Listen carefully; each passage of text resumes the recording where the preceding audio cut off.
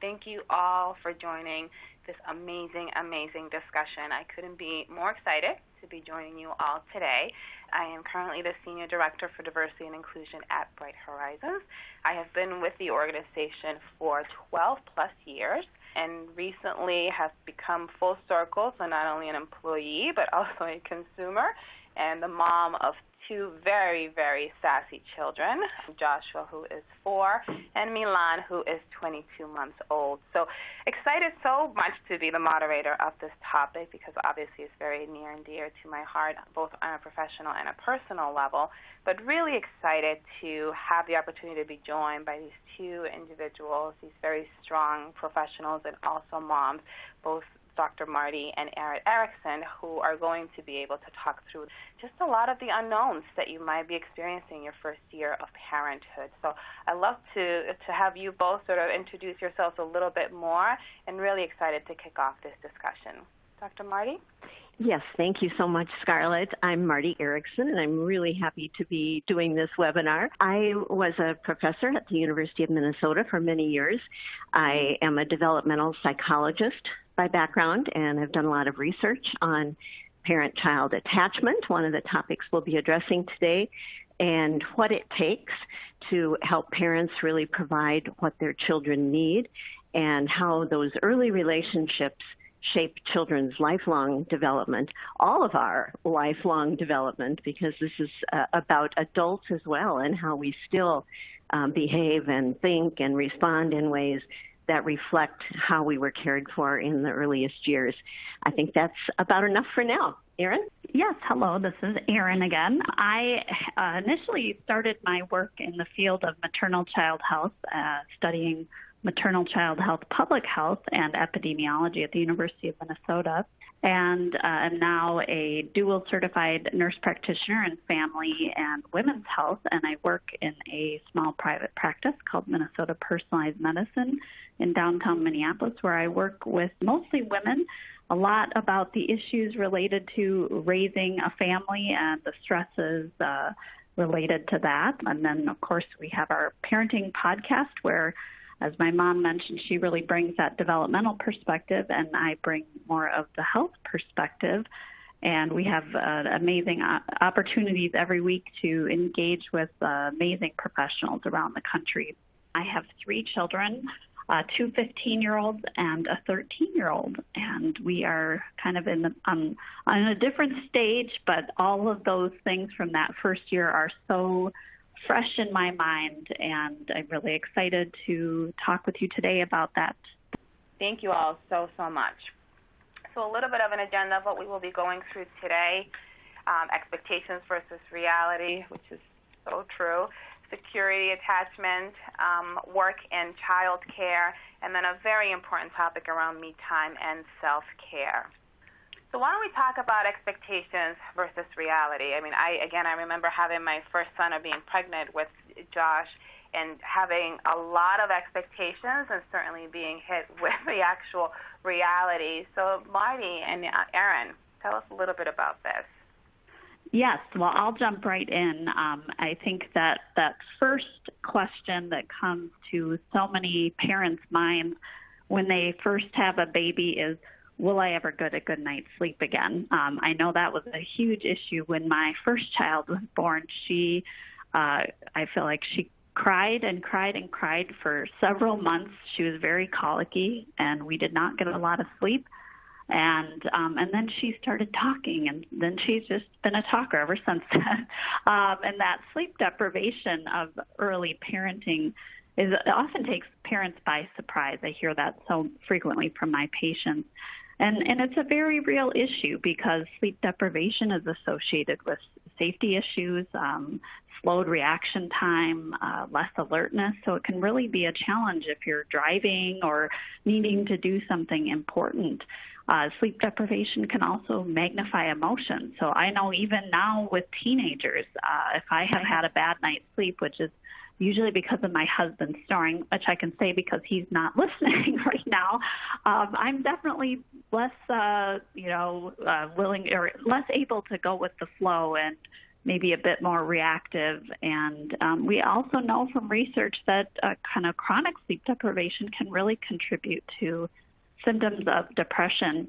And I think it's so interesting that the common phrase for new parents is sleep when the baby sleeps. And I know from my experience that's not always reality, and it can seem so much easier than it is, especially when you have all the responsibilities of parenting.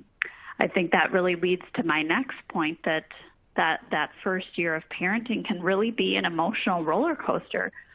You can have just those amazing highs of feeling like this love that you've never felt before. But for some parents, they don't feel that right away, and that can cause a lot of stress and worry.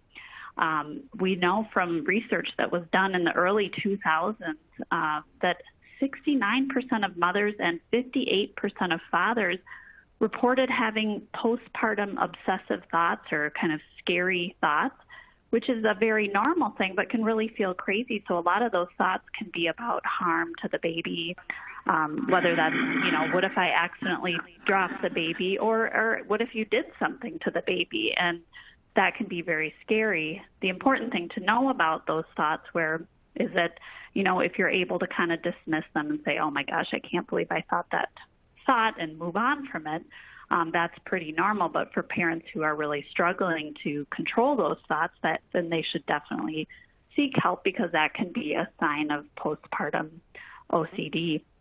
The other really interesting thing that we know is that both fathers and mothers can experience the baby blues, and that's that kind of tearful, emotional feeling that happens in the first 2 weeks postpartum. But we also know that even dads can have what they call it paternal postnatal depression, and that's PPND. And a study that was published in the Journal of the American Medical Association, or JAMA, reported that 10% of men worldwide experience signs of depression from the beginning of the first trimester of their wife's pregnancy through that 6 months after birth.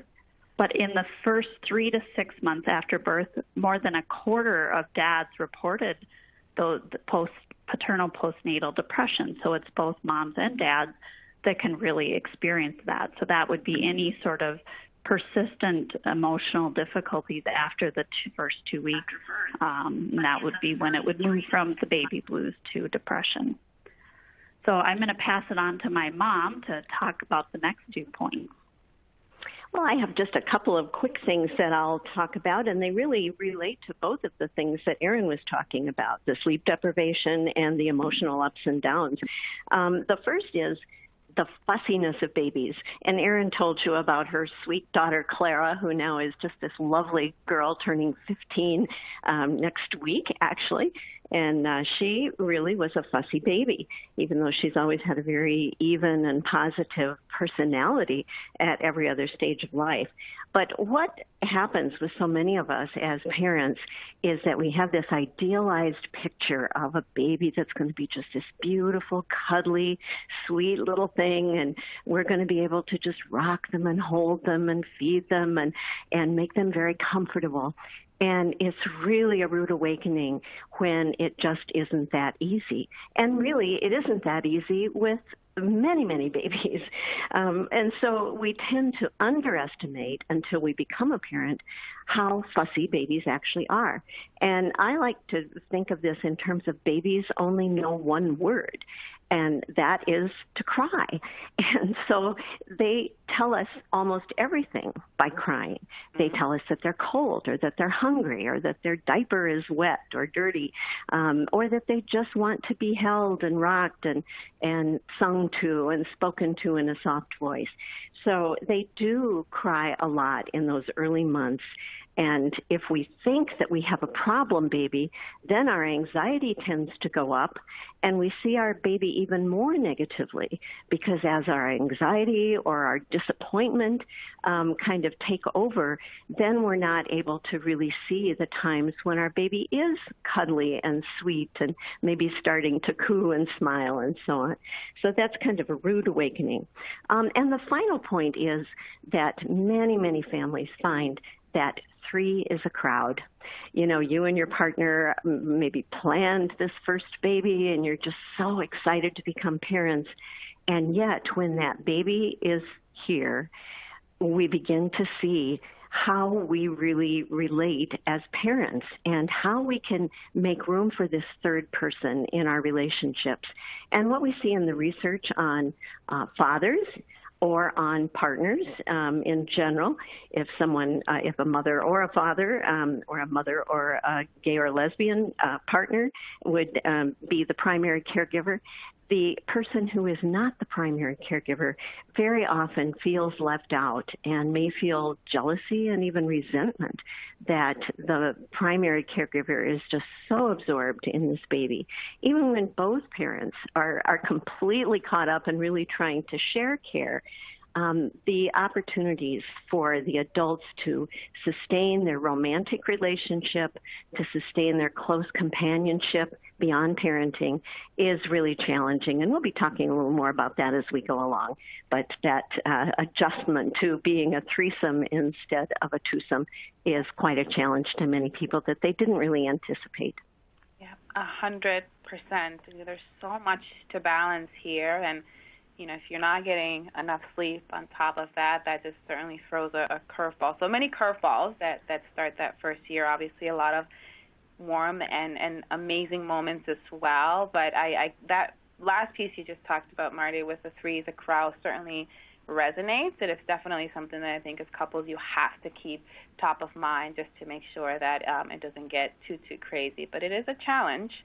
So many unknowns, but, you know, you certainly learn to manage them, you know, as you go along as well. So let's talk about another one. I mean, I remember, again, being pregnant with Joshua and receiving so many both solicited and unsolicited advice just around parenthood in general. And at times it was just so overwhelming. Oh, my gosh, what am I going to do right? And then when I had him, am I holding him too long? Am I going to spoil him? Is he going to be a bratty teenager if I hold him too long? So always so great to hear from the experts in terms of what's right, what's wrong, what are the myths, what are the things that we want to keep in mind, and what's just plain okay for us moms to do. So, Marti, Erin, what are your thoughts on this, building a secure attachment? Yes, well, this is really a hot topic today, and I think in part because there have been a lot of people really promoting what I see as almost an all or nothing kind of approach to attachment, where, you know, you're advised to just be skin to skin almost 24/7 with your baby. And, you know, if someone wants to do that, I don't take issue with that. But when we look at the research on attachment, on what it means in lifelong human development, on how it develops in that first year of life, we see that we really don't have to be so all or nothing. What we do need to do, because this is a hugely important foundation for a person's long-term development, is we need to allow our child to build trust and confidence that we are there to offer comfort when they need it, to be a secure base from which they can gradually begin to interact with other people, venture out, you know, crawl or eventually toddle across the room and explore other things. So attachment is very much about being attuned to what your baby is telling you and responding in a warm, sensitive way that tries to match what your baby is saying he or she needs. That's not always easy. It's hard to read those cues sometimes.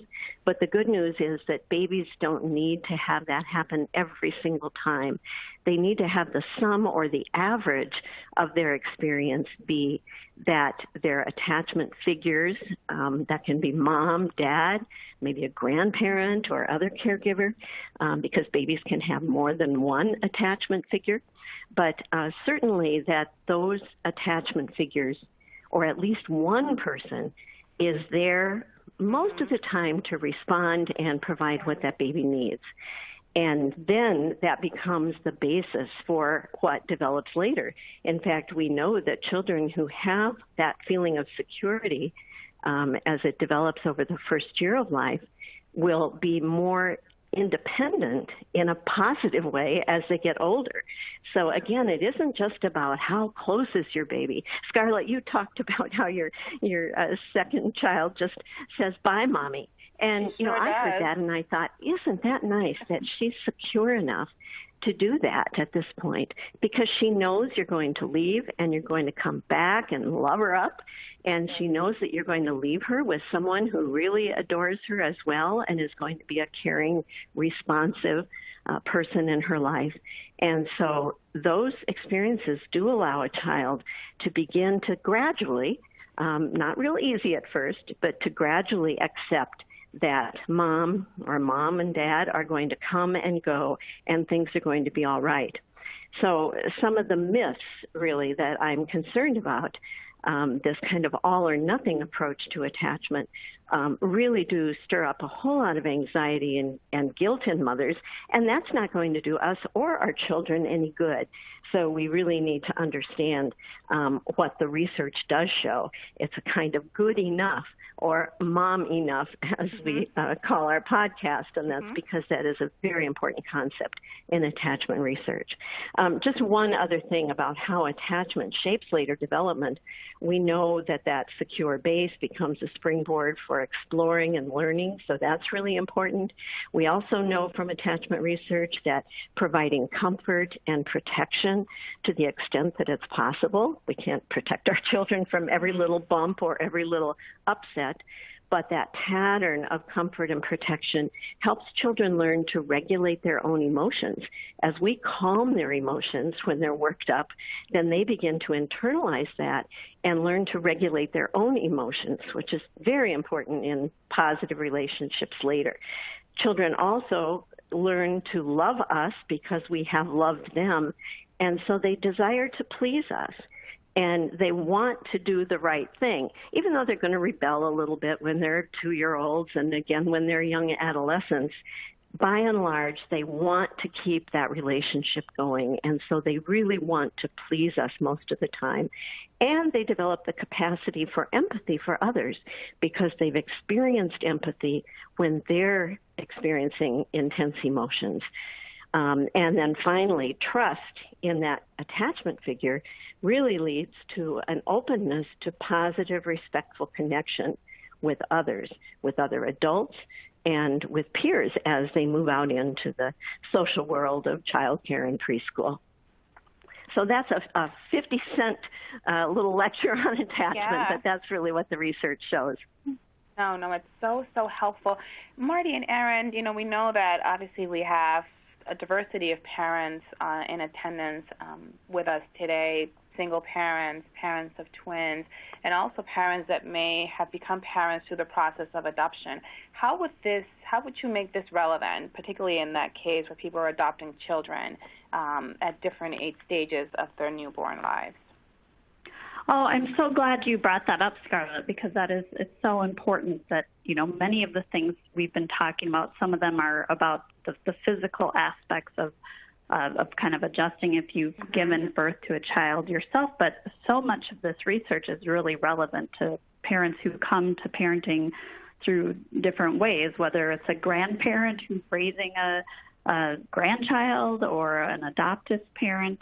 And much of that, like even just the emotional stuff that I talked about earlier, is very relevant for all parents, that whether, however you came to be a parent. And so those issues, even as I mentioned, for fathers or co-parents, whatever shape that takes, that those emotional things can really affect anyone. I think this attachment piece, of course, is very relevant for all parents and plays out in different kinds of relationships, as my mom kind of talked about. Even for children who go to daycare, they could have an attachment figure, and that's not even a parent. So very important. Yeah. All very good points, and definitely very reassuring. I think we talked at one point or another around, mom guilt or dad guilt, especially when your children are that young and you're having to leave them. So I appreciate you saying that about Milan and her gesturing me goodbye when I leave her, because I think it's a good way to look at it as she's secure and confident in where she's staying versus she's not as attached to me as Joshua would be. So thank you so much for sharing that and the pieces around physical versus not and actually delivering a child. I think another many challenged area that we deal with is once you have had your child, right, or once you've adopted your child or you become a parent, how do you transition back to work? How do you help your child transition into child care, whether that's group care, whether it's just another individual that's not you that's going to be taking care of your child? I mean, I remember coming back from my first leave, and there was just so many unknowns. And again, I work for Bright Horizons. I work for this amazing child care company, and I was still human. I was still a mom. I was still a parent. So the same concerns that a lot of you are dealing with or questioning, I had as well. And where is he going to be? He's going to be at a child care center, but are they going to treat him in the same way? Are they going to know what this cries means or what that cries means? Am I going to be able to keep up at meetings at work? And will my memory ever come back the same way that it was before I had him? So love to get your thoughts on this concept of transitioning to work and also to child care. Well, yes, and you really touched on, I think, that key issue for parents is, we spend a lot of time feeling bad about these things, like how do we, sort this out, and are we damaging our kids in any way? And I mean, the very good news is children who go to daycare do very well, so that's a good thing. And that's an important part of that transition is finding an environment for your child as you prepare to go back to work. There are a lot of things to consider, and you might need to consider different things at different times. So I know a lot of families who decide to have, in-home care in the first 6 months and then transition to a group child care setting as their child gets older. The first thing to think about is what kind of environment would you want your child to be in? So if that's a group daycare center, one of the great things about that is if the child care provider is sick, there's a backup. So you don't really have to worry so much about that. There will be more children, so that's really positive in the sense that lots of opportunities for socialization, but maybe a challenge when it comes to more exposure to germs. I don't know, I always worried a little bit about that, but seems like the kids survive anyway. I think one of the greatest challenges, I know when I was trying to find child care for my daughter, I was in graduate school and I only had classes on certain days and it wasn't the whole day. So I had to find a place that had a flexible option where I didn't have to necessarily pay for child care I didn't need. A lot of people will find unique things like an au pair. I have several friends who brought in au pairs, and they loved that having someone who was from a different culture and could expose their children to perhaps a new language.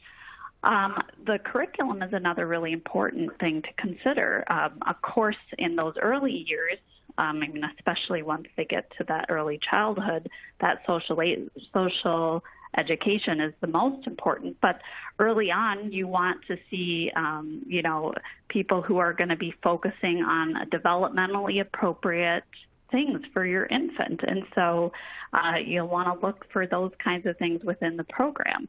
There are lots of different types of curriculum for early childhood care and infant care. There are, Montessori programs, Reggio Emilia programs, Waldorf programs. Another important thing to think about is culture and beliefs. So what kind of culture and beliefs do you want this child care to reflect? Do you want it to be something that is complementary to what you do at home, something that maybe has a slightly different approach to expose your child to something different, or do you want it to be really similar? So do you want a religious setting or a language immersion setting? I really encourage parents to talk to friends and get recommendations. and of course to make those visits to get to know kind of what these places offer. All very good things. Interestingly enough, I think as a parent, especially as a working parent, which a lot of us are, your child can tend to spend a lot of time at their alternate care, at their child care center. And, that can be hard for some of us parents, right, if our child is spending perhaps a little bit more time with their caretaker versus mom and dad, and the fears of, oh my goodness, are they going to love this individual more than they love me? I think that's also part of mom guilt kind of creep in. What are your thoughts on that in terms of, I've learned to obviously think that if my son has a hard time leaving the center in the evening, something great is happening at his school that is keeping him there and that keeps keeping him engaged. But what are your thoughts for, again, the new parents that have these concerns? Oh, Scarlett, this is Marty. I'm going to jump in on this one because I think that you've really hit on this, just how how much that can make us anxious. And yet what you just said is that when your child doesn't want to leave at the end of the day in childcare, that means something really right is happening there. And I just think, in the long run, we need to really celebrate that. In fact, when you're choosing childcare, and Erin laid out, many of the things that parents think about, but I always encourage parents to go and observe when there are children there and to see how happy the children look. To me, you can look at lots of indicators in terms of accreditation from national organizations. You can, look at ratings of childcare, and those things are very important.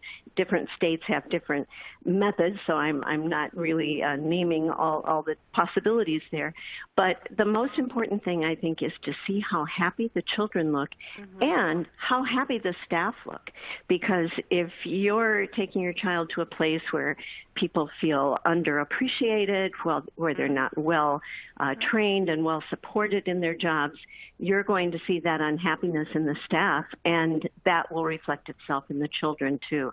But what a wonderful thing if we can step back from our guilt and anxiety for a minute and just think about how wonderful it is that we've found a place to be a partner with us in raising our children to be confident, happy, engaged people. And that's what a really good child care facility will do. I've had the good fortune to see some Bright Horizons facilities, and I know that they're top quality, and I don't mean to, do a commercial here for Bright Horizons, but I do think that it's really important for people to know, that there are organizations, Bright Horizons being one of them, that really knows all of these things about child development and what's an appropriate curriculum at each stage of a child's development. And I saw a lot of happy kids and happy staff when I visited Bright Horizons too. So, those are important things to look for. Thank you, Marty. And it's certainly not meant as a plug, but I couldn't agree with you more. And I think one of the things for me, again, now being a parent at one of our centers is, and of the points that you all have hit, is that piece around the culture and beliefs. I mean, obviously, if we're having our children spend a lot of their times elsewhere that's not their homes, and you want to make sure that the curriculum, the culture there mirrors a lot of what you believe in as a parent, and that's definitely a key piece so that you can have that continuity of care at home and at their respective centers. Absolutely. I mean, I think no matter what you choose for child care, once you decide to return back to work, I think it's important to acknowledge that this is hard. It gets easier. We all sort of go through it, but there's been many hugs that I have offered to new parents, complete strangers, just because I see them dropping off their infants. There's many conversations that I've had with VP-level individuals that are dropping their children off. So again, none of us are exempt from feeling the fears and the unknowns and the sadness that certainly comes through from having to drop off your child, particularly that first week that you're transitioning back. But it does get better, and having all of these pieces that we've talked about with regards to where your child is going and really believing that you're leaving them in the right place and having that confidence makes this a lot easier for sure. Really important points. Yeah. So as you're looking yourself for child care, so let's hear a little bit from our audience. I'd love for you to share your thoughts in the group chat. What are those things that you deem to be extremely critical or priorities? Again, we've talked a lot around culture, we've talked around beliefs, but what about the curriculum? How does the curriculum connect to the values that you bring to your child, that you're planning to bring to your child? What are those enrichment opportunities that you're looking for? Cost and value are also things to consider. You definitely want to have the best, and you want to provide your child with the most quality child care center, but cost and value certainly play a role into that. Where is the child care located? What are the hours, and do they accommodate you returning back to work in a way that is helpful and not stressful? So share that. Thank you guys so much. So how do we prepare your child? You've identified the child care. You're ready to go. How do you prepare your little one once you have matched them with the right child care center? So why don't we walk them through that, ladies? Well, this is Marty again, and because this really ties back to things I already said about attachment, I'll do this one really quickly. But I think the important key point is to start very early, getting your child ready. And this goes back to my comment when I was talking about attachment, about not viewing it as an all or nothing thing. So in other words, even when your baby is just a few days old, or certainly a few weeks old, let your baby begin to practice separations from you. Maybe that means getting a very loving, mature teenage girl to come over and sit for an hour while you and your husband go out for a walk after dinner. But just weave these separations into your child's life from early on. And when you're doing that, you want to kind of bring whoever's going to be the caregiver while you step away. Maybe you're leaving the child home with dad while you go out for a little time on your own. Maybe you're going out to nurture your relationship with your partner. Maybe you're hiring a paid babysitter, or maybe grandma or an aunt or uncle or grandpa will be the ones coming over.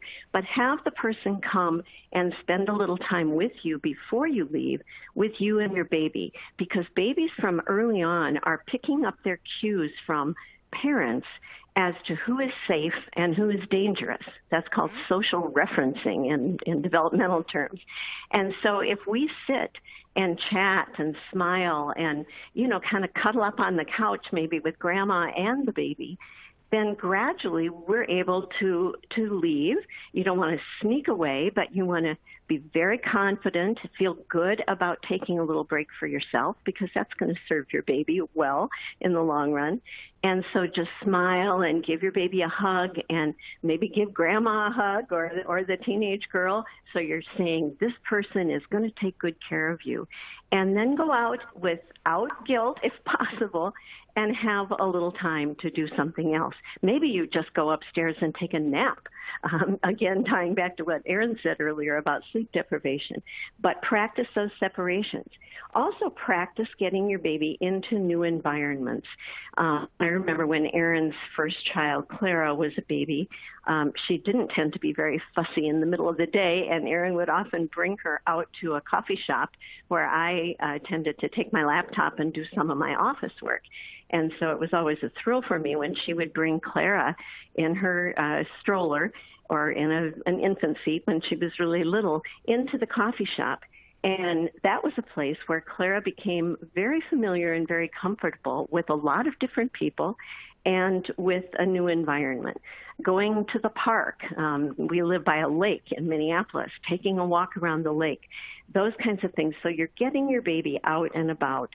And introducing them both to new places and new people. And one last point about separations. I really recommend using transition objects for security and continuity.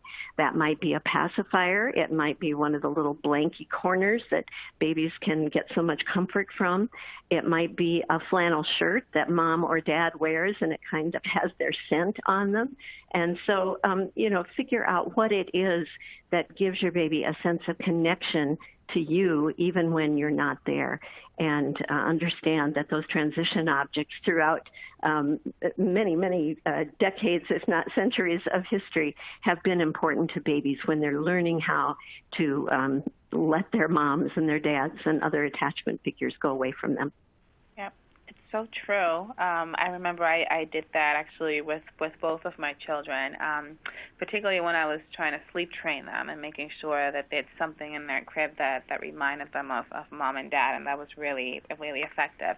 But very much like children need some help transitioning from their parents, I think we also need some help transitioning back to the workforce. And how do we do that in a way where we feel the most prepare? Again, I mentioned earlier and kind of joked around my memory. I mean, there's just so much that happens for a working mom when we are getting back to work, and from a career perspective, that need to assert ourselves back into the workforce, and this knee-jerk feeling of just being able to hit the ground running and coming back like nothing ever happened, like you never left. And I think that, again, that goes back a little bit to expectations versus what the reality might be. But I will love both your thoughts in terms of what does returning to work prepare actually look like, and what would be some of those recommendations that you would make? Well, that is such an important issue, and I think it's just as important as preparing our baby. One thing that can be really helpful is to gradually shift your home schedule to match your work schedule. I really encourage parents to try to establish some consistency in their schedule. Our bodies as humans are really designed for kind of a regular rhythm, and we have our own internal circadian rhythm. And it's really helpful to get your baby on a somewhat consistent schedule. So maybe you have kind of a more consistent nap time. You start getting up at a time that you would need to be up to start getting ready for work. You can even kind of practice like getting up and taking a shower, which can be a real luxury when you're a new mom. It's so hard to kind of get those self-care things. I also really encourage parents to start to pull together their parenting village, which includes not just people like family, friends, colleagues, but also benefits from your employer. So that could be that backup child care, which I know Bright Horizons does provide that.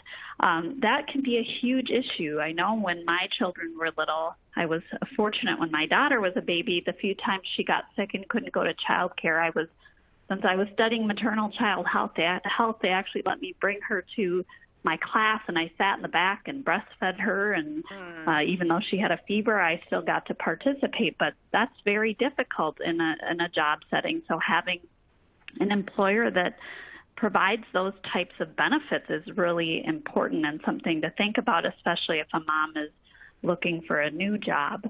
I also think as you put together the village of people to kind of identify who's your phone a friend. I know I had a couple of friends that I could call for even silly things like, my baby was crying when I was at the grocery store and some person was glaring at me and I was so embarrassed, just to have a place to kind of vent about that. I'm so sorry about that. Also I had a group of women that I would get together with regularly, and we kind of jokingly established this Mother of the Year award, which wasn't really an award, but it was a thing that we would a phrase we would use if we did something really stupid. Like I had one time where I was on the bed with my daughter, and the sun was shining in the window, and I was looking at her, and we were on the bed, and all of a sudden she rolled. It was one of the first times she rolled, and she rolled off the bed, and I was horrified. Fortunately, there was carpeting, and she was totally fine. But I felt terrible, and so I called these friends, and I was like, I've got a Mother of the Year award today, just to help you feel less guilty, because that guilt's really, it's not helpful. And so I just think to really connect with those people that can help you feel more normal in your experiences. So those moms and dads and people that are there to really help you kind of feel okay. And, when I went back to work, I struggled with this. That can be so great. And once you get to work, to really find those people at work who are in a similar situation or have children and understand what you're going through. So maybe you take your 15-minute coffee break with someone who understands how hard it is.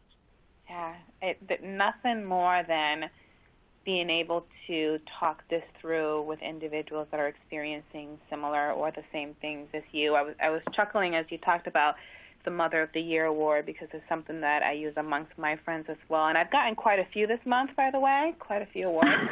I'm also chuckling about the shower piece and just the ability to be able to take a shower, as a new parent, things that we deemed as just giving when you're not a parent, and certainly become also wanted and almost rewarding when you can get one. But I love what you talked about in terms of the parenting village. I do remember coming back to work, and lucky for me, there were a lot of folks that had just come back from leave as well, and we just took it upon ourselves to create this new mom group where we would just get together at lunch and have very similar conversations. I think the other thing that we found really helpful, that we loved, again, about a lot of our child care centers is there's such a need for you while at work to be able to stay connected in some way to your child. So to be able to get some updates, to be able to get some pictures or even a video if you're lucky, so that you have a good sense, or a note, and you just have a good sense of how your child is doing on that particular day, can also be so reassuring while you're getting yourself transitioned back to work. So again, if you're looking for that in your child care, important things to keep in mind. So thank you.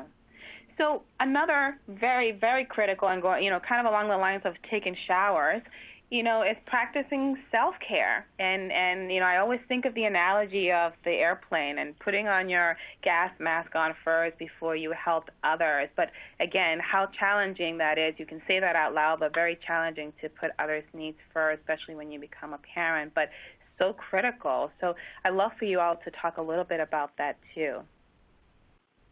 How do we do it? Well, I will start, and I think our next slide actually highlights these things. So I'll start actually just talking about sleep, and this kind of relates very well to what I talked about with adjusting your schedule, that having somewhat of a consistent routine is really important. But a couple of kind of very important self-care things around sleep, and we kind of joked about the sleep when your baby sleeps, but I really encourage people to engage, as my mom mentioned, mothers, helpers, maybe a neighbor who's looking to become a babysitter who can, sit with the baby while you take a nap. Also being really important of basic sleep hygiene things, which can be really difficult when you're a new mom and a new dad. So being mindful of light. So we know that sunlight gives off blue light, which gives our bodies energy, improves our mood, and it can really boost our attention. At night, if we have those bright lights on, so let's say our baby is fussing, we go in, we want to really keep those lights dim. And you could even get red night lights, because the red light is much less likely to trigger what's called the pineal gland in your brain, and that really affects our kind of awakeness. So that can make it a lot easier to fall asleep. I also really encourage kind of engaging babies in those quiet activities at night, so getting into a routine. So maybe it's a warm bath, a snuggle, and you read a book, and you're doing the same thing so that it's easier to fall asleep. I also know a lot of couples at bedtime is when they start to have kind of these serious conversations about their day, and that can actually be very disruptive to sleep. So I encourage people to engage a co-parent if you have a co-parent, or just if you're on your own single parenting, which I was for many years when my children were young, that you kind of just get in that pattern so you can protect your sleep and take care of yourself. The other really important thing there is physical activity. So, of course, if you have given birth yourself, you want to check in with your healthcare clinician about when it's safe for you to go back to physical activity. But you can begin, for all parents, begin with a walk with the baby in the stroller or in a little sling or something.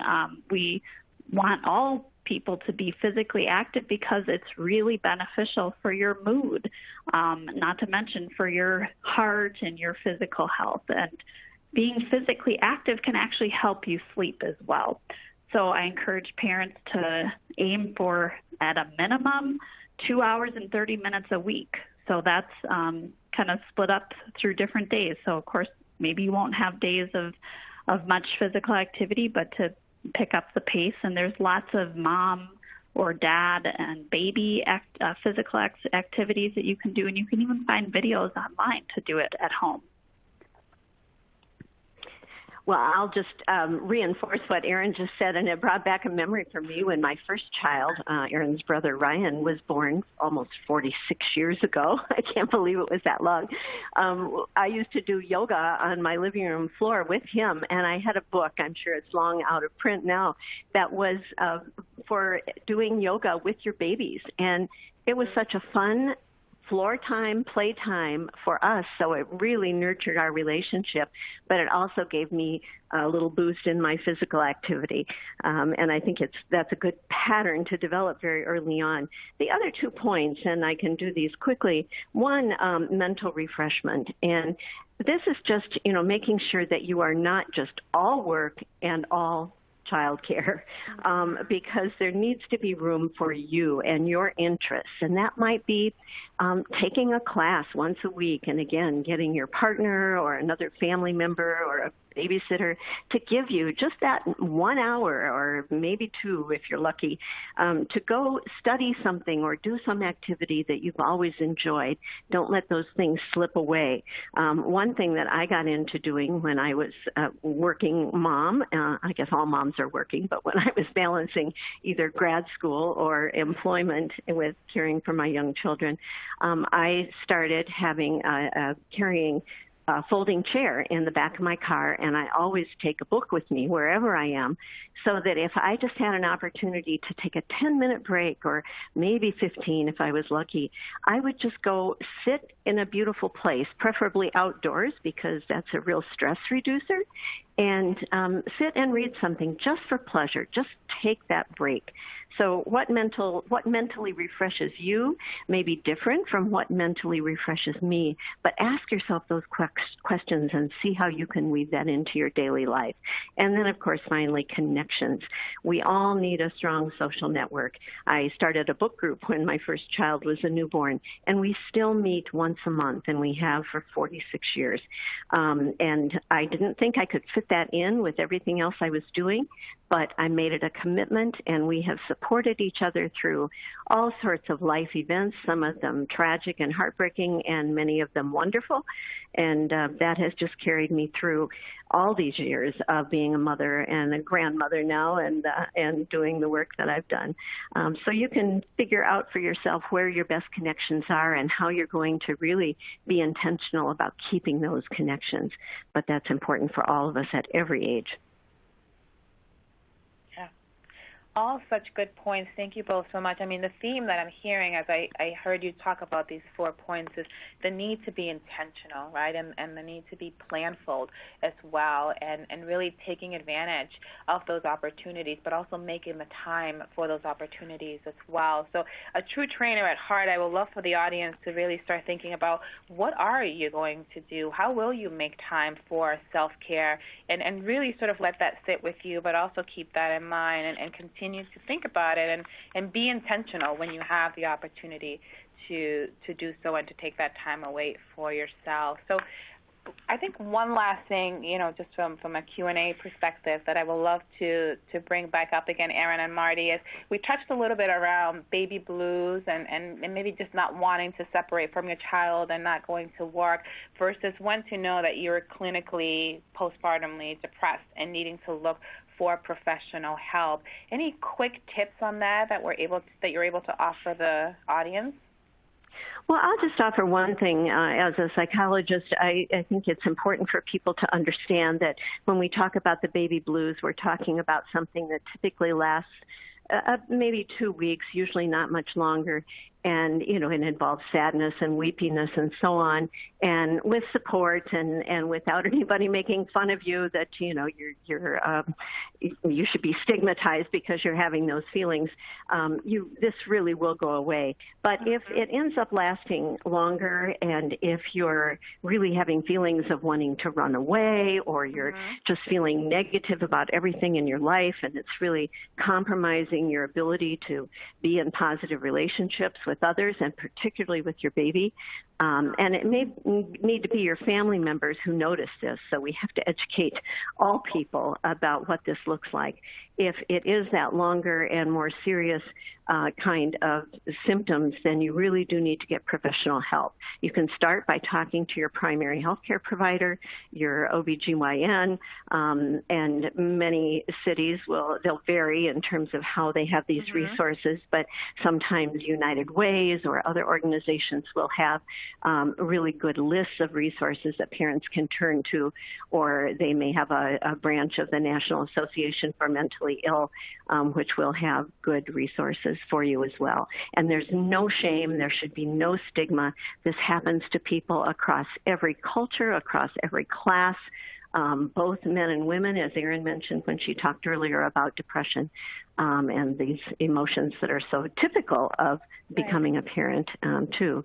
So just get help when those symptoms are there. Great. Thank you so much.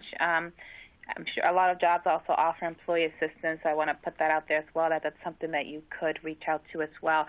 Marti, Good Erin, point. Thank you both so much for this amazing discussion. We truly value you sharing your expertise, but also just your realness, which really allowed us all an opportunity to connect with the topic, to connect with you.